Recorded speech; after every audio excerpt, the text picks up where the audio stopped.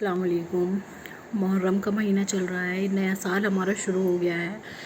یہ نئے سال محرم کا جو مہینہ ہے یہ حرمت والے مہینے ہوتے ہیں، 4 محرم کا، رجب کا، ذوالحجہ اور ذوالقعدہ۔ یہ 4 مہینے حرمت والے ہوتے ہیں۔ ان میں کچھ چیزیں اللہ پاک نے منع کی ہوئی ہیں، کچھ چیزوں سے روکا گیا ہے، جیسے قتل کرنا۔ پہلے زمانے میں جنگیں ہوتی تھی، قتل کرنا یہ سب ان مہینوں میں حرام ہوتا ہے۔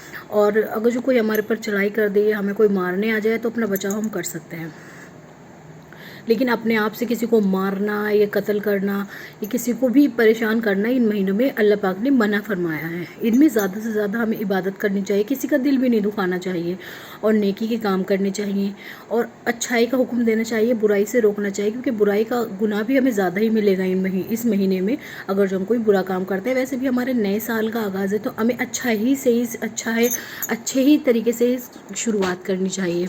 دوسری بات، یہ مہینہ جو ہے بہت مقدس مہینہ ہے، اور دیکھو یہ غم کا بھی مہینہ ہے۔ اس میں ہمارے پیارے نبی محمد مصطفیٰ صلی اللہ علیہ وسلم کے نواسے حسین کو شہید کیا گیا، ان کی پوری فیملی کو شہید کیا گیا۔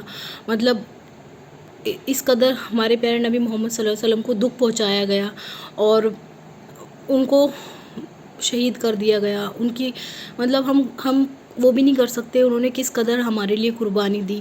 انہوں نے اس حال میں بھی نماز نہیں چھوڑی۔ انہوں نے اللہ کو، کہتے ہیں نا، کوئی یہ بات بتا کر چلا جائے کہ اللہ کو ایسے بھی راضی کیا جا سکتا ہے، اللہ پاک کو اپنی جان دے کے بھی راضی کیا جا سکتا ہے، جی کر ہی راضی نہیں کیا جا سکتا، مر کر بھی اللہ کو راضی کیا جا سکتا ہے، شہید ہو کر بھی اللہ کو راضی کیا جا سکتا ہے، کیونکہ وہ نوجوانوں کے سردار ہیں، جنت کے نوجوانوں کے سردار ہیں۔ وہ اللہ پاک نے اتنا بڑا مرتبہ ان کو دے دیا، تو اللہ پاک تو ان سے خوشی ہے۔ اور دوسری بات، اس مہینے میں جو 10 تاریخ ہوتی ہے عاشورہ کی، اس دن کی بڑی فضیلت ہے۔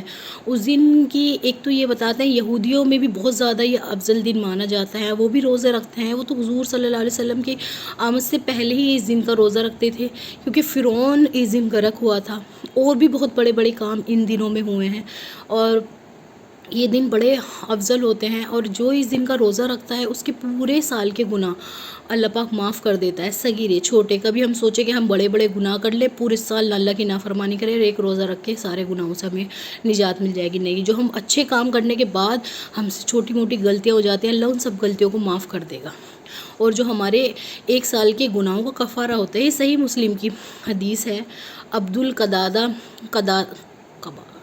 فرماتے ہیں کہ حضور نے فرمایا ہے کہ جو اس دن کا روزہ رکھتا ہے اس کے پورے ایک سال کے گناہ اللہ پاک معاف کر دیتا ہے، لیکن اس میں چھوٹے گناہ آتے ہیں۔ ابھی ہم یہ سمجھ لیں کہ ہم بڑے بڑے گناہ کرنے لگیں اور اللہ معاف کرنے والا ہے۔ دوسری بات، ہمیں اللہ پاک یاد دلاتا ہے ان دنوں میں کہ دیکھو میرے لیے شہید ہوئے حسین، اور ان دنوں میں ہی ان کی عمر رضی اللہ عنہ کی بھی وفات، شہید ہوئے تھے، وہ بھی انہی دنوں میں شہید ہوئے تھے۔ یہ دن بڑے مطلب اللہ پاک نے بہت امپورٹنٹ ہے یہ مہینہ، عبادت کی اس سے بھی اور تھوڑا سا نالج کے اس سے بھی، اور روزے کا تو بڑا ہی افضل ہے۔